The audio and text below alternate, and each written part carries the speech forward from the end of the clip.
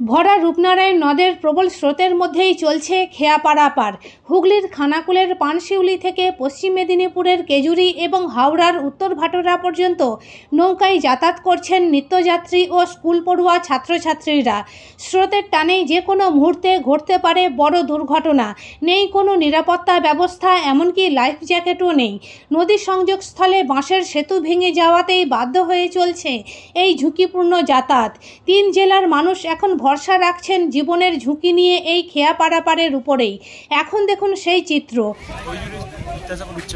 এইভাবে এছাড়া কোনো উপায় নেই।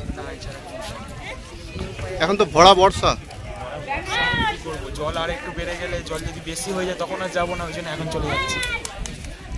কতজন ছেলে এখান থেকে যাও? মোটামুটি 20-25 জন। তোমার নাম কি? আমার নাম উৎপল সামন্ত।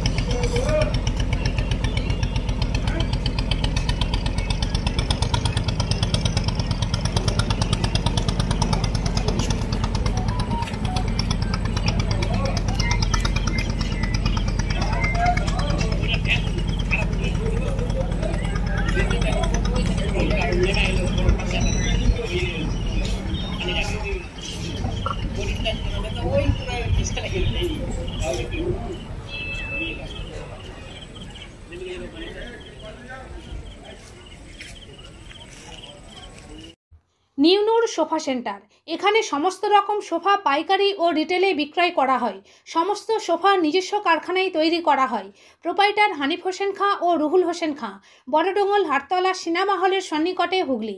যোগাযোগ 7797170093 এবং 9382003105।